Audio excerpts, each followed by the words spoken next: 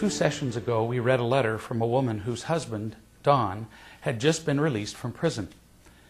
They had an episode at a store where he blew up at her when the store clerk asked him for his driver's license. I explained how Don's anger was a reaction to fear, and how instead of her seeing his fear, she had understandably taken his attack personally. But once she could see that he was just drowning, she immediately had the power to get out of the water and do something different in that situation. Now, back to the writer of the letter. So, if the same event were to occur again, what could you do differently?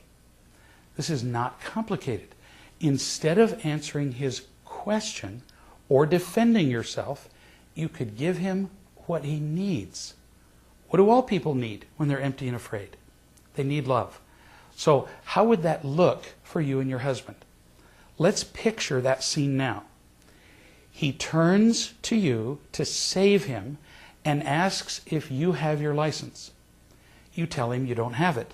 But this time, you don't explain why, and you don't defend yourself. You just say, "No, I don't have my license."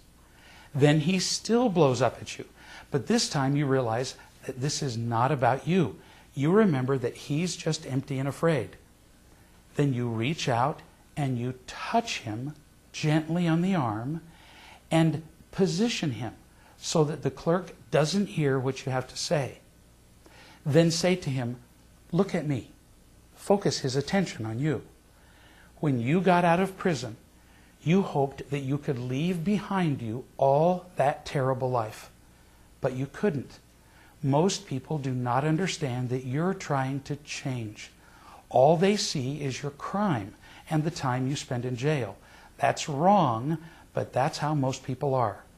They keep punishing you. Many of them will look down on you. They'll make it hard for you to get a job. And I understand how much that bothers you. Many other people, like this clerk, don't have the slightest idea who you are. They don't know you've been in prison. You think they're looking at you like an ex-con, but they're not. But whenever somebody doesn't treat you right, you have to remember that they don't understand you. They don't know how to love you.